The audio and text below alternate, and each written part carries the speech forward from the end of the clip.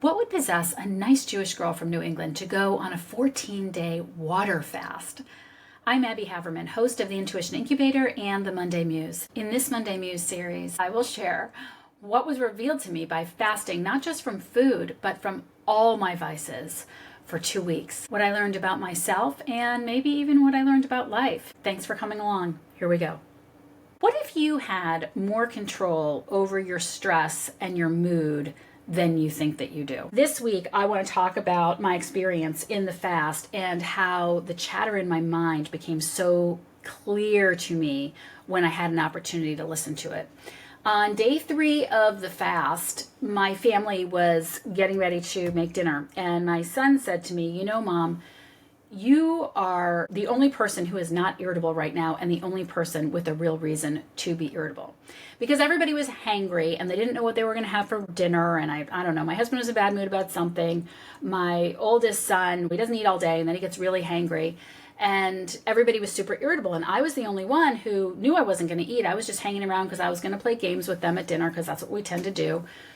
And it got me thinking about how much my mind talks and chatters about food. And in fact, I would tell you, certainly the idea of being hangry was one that I used to think about all the time. If I would tell my husband I'm hungry, like I'm really, really hungry, and he would make a decision to stop at 6 stores on the way home, knowing that I was really hungry, I would be pissed. And I would feel like I had a real reason to be pissed. Like, I told you I was hangry and I didn't want to, right? Like, we think we have this right to be irritable in that way. And that's really not who I want to be. But it's taken for granted that, well, of course I'm going to be that way because I'm hangry. Guess what? I wasn't even hungry. I mean, yes, I was hungry like for the first couple of days, but one of the things about this fast that I mentioned before is that to me, this fast was not about abstaining from food. And early on, I listened to a video that was given to me that was done by about Edgar Cayce, who was a famous American mystic, and he was known as the sleeping prophet.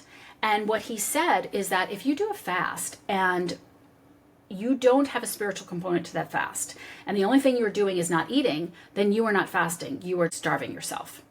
And what he said is that with every hunger pain that you have, it is an opportunity to say a prayer. It's an opportunity to turn to God or to connect with yourself at a deeper level, depending on what your beliefs are. It's a signal to do something differently.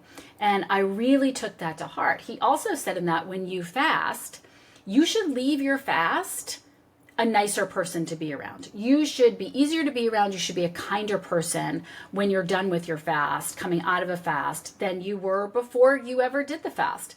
Now, I can't say if I'm a kinder person or easier to be around. I think that, first of all, I don't think I'm a good judge of that right now, or ever, because I would have to ask the people around me. And I don't know if enough time has been revealed for that. But I will say that it was top of mind for me the entire time I was on the fast. This was not about hunger pains. This wasn't about starving myself to see if my psoriasis would go away or how long I could go or a notch in my belt. This was very much about connecting. And the biggest thing that keeps us from really connecting to our deeper self or to a higher spiritual component is our minds that are constantly telling us these stories that we believe, and we just don't ever think to question them. I was talking to someone the other day and he was telling me about how he got a Tesla, and he was saying, yeah, he tried the self-driving car thing. And he said, but he actually liked driving better because his body just knows how to drive the car, so he doesn't have to think about it. But while he was doing the self-driving component, you have to have your hands on the steering wheel, and then he had to think, because he had to think about if the car was going to be able to bring him where he needed to go. And that felt more exhausting to him, that mental energy, than just driving himself. And the thing that came up to me, of course, post-fast was, well, what about, and this may sound crazy to you, but what about trust? What about trusting? And it's something that we never think about because we think there's a way that things need to go and a way that things should go or shouldn't go, or that we want to go. And then we try and make sure that they go that way. And that's what the mind does. But what about trusting that whatever happens, happens? And I know this is a really crazy thing to think about, especially when we're talking about something that maybe in that case, like, well, if the car veers off the road or something, he could die. But I'm not saying that you don't act. I'm not saying that if the car does start to go in the wrong direction, that you don't act and redirect it. But what I am saying is that we don't have to react. In other words, we don't have to preemptively worry about everything, and we don't have to react if something doesn't go our way. We could, in theory, just trust that everything is exactly as it must be, as it should be.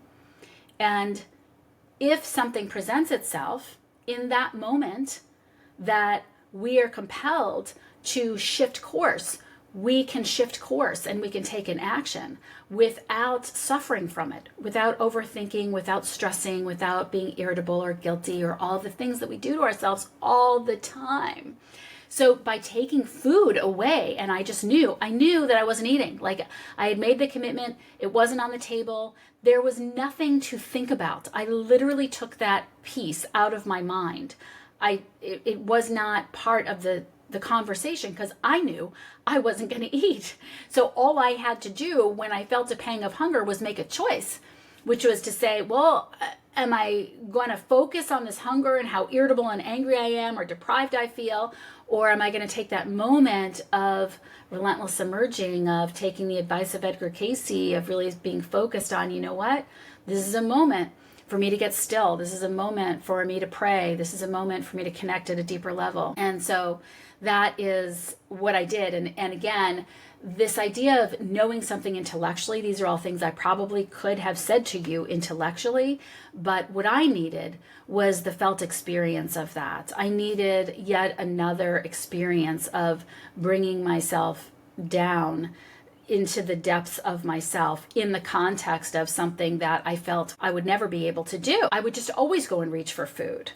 And so this was a moment for me to have a real experience of deeper understanding around what my mind is actually really up to all of the time, and how often it drags me into a whole lot of dramas that are not necessary at all. So as you go about your day today, one thing to think about is, like, what one worry or belief or attitude are you carrying around that you might give yourself a pass on today?